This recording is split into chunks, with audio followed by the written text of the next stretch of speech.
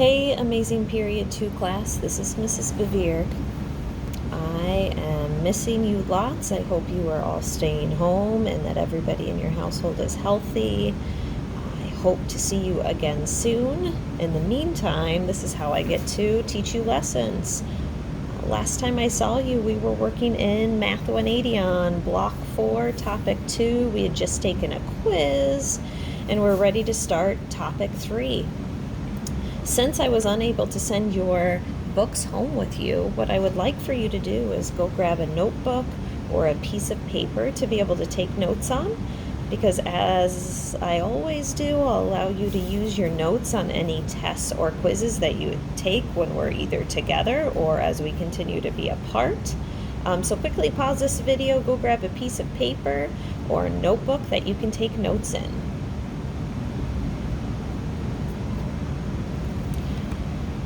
At the top of your paper, I want you to go ahead and write Block 4, Topic 3, Lesson 1.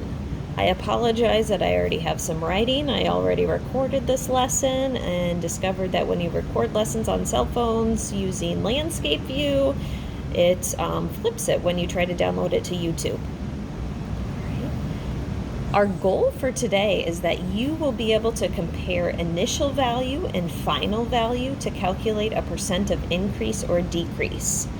So I don't know how familiar you are with stores, but when they purchase an item, just trying to give you some real world context, they purchase, let's say, a t-shirt for $20.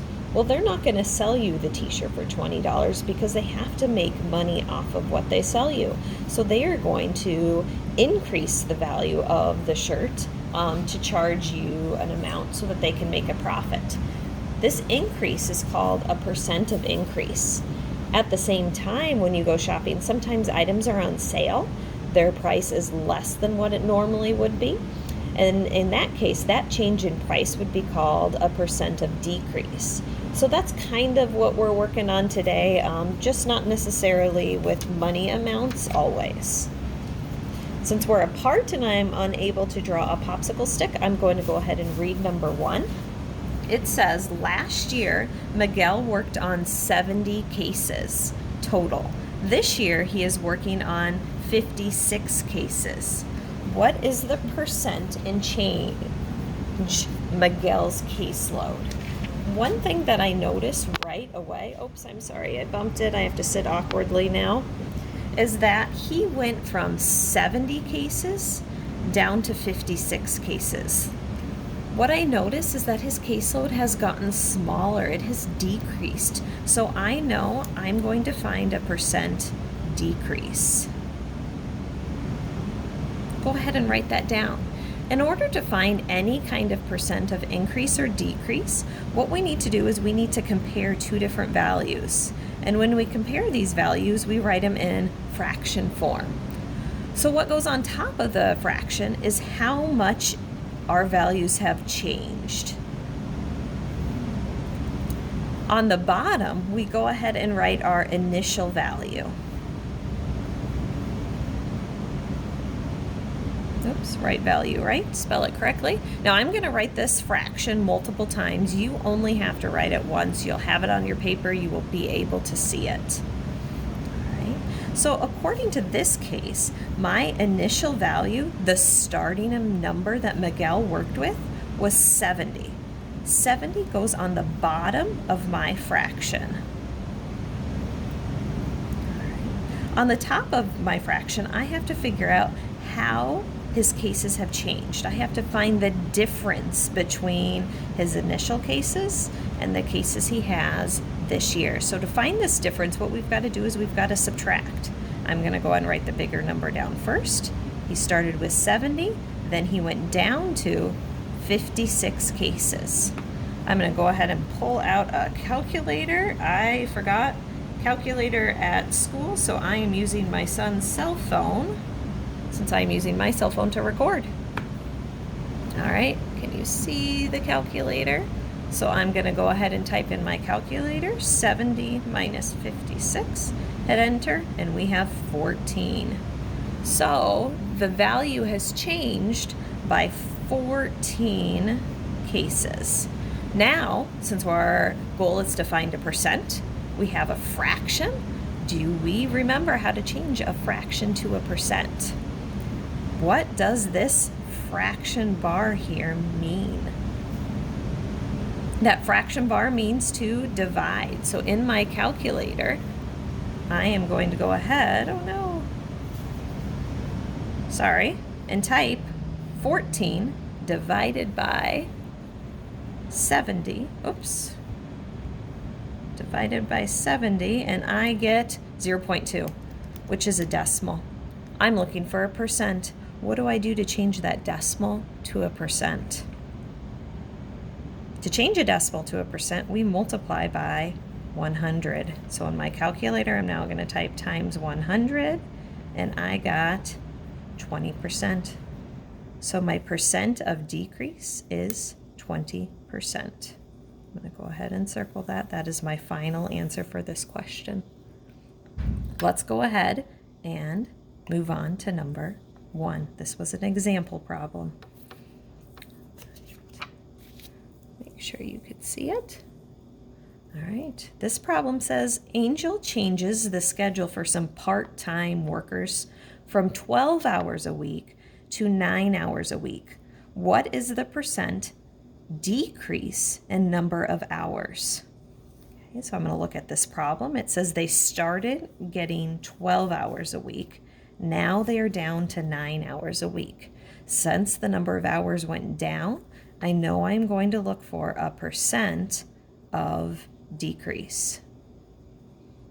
Go ahead and write that on your piece of paper. All right. Just like above, to find that percent of decrease, I need to figure out how the values have changed and compare that to the initial value.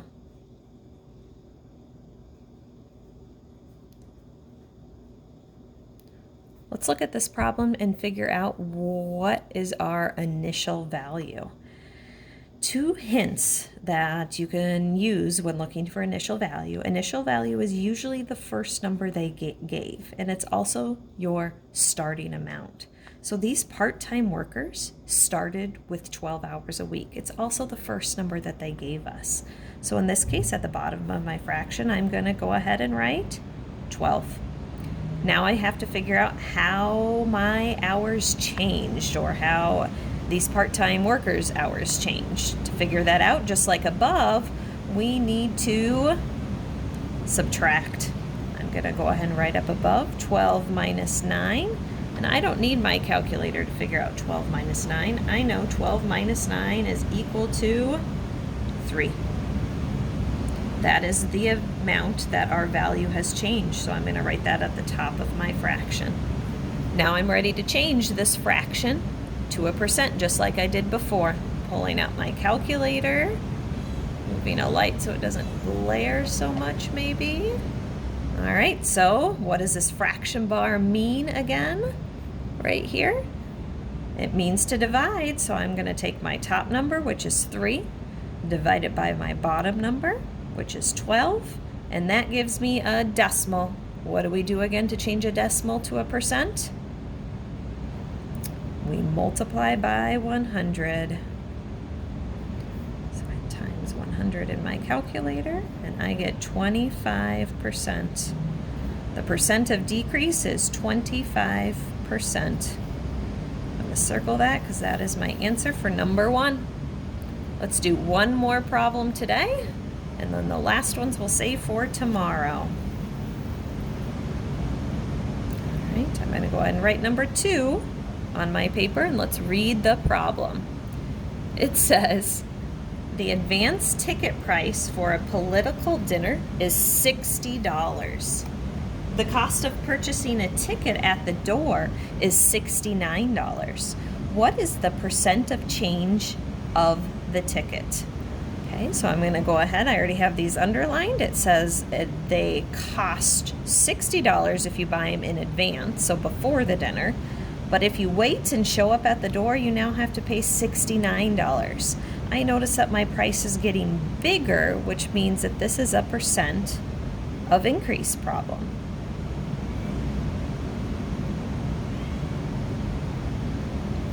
I'm going to write the note down again. To find my percent of increase, I have to figure out how my values have changed and compare that to my initial value. I like to start with my initial value. What is my starting amount? Is that the $60 or the $69? The initial value is $60 because that's how much I have to pay for a ticket if I get it ahead of time. It is also my first number, 2 different clues in this case. So I'll go ahead and put 60 at the bottom. Now, what operation do I use with 60 and 69 to figure out how much it has changed? To figure out how much it has changed, just like in the first 2 problems, we're going to go ahead and subtract. So 69 minus 60, I don't need a calculator for that. I know 69 minus 60 is equal to 9. Now we can go ahead and put that on top of our fraction. I apologize for my noisy cat too. I'm going to pull out my calculator. I'm going to go ahead and type in, can you see everything?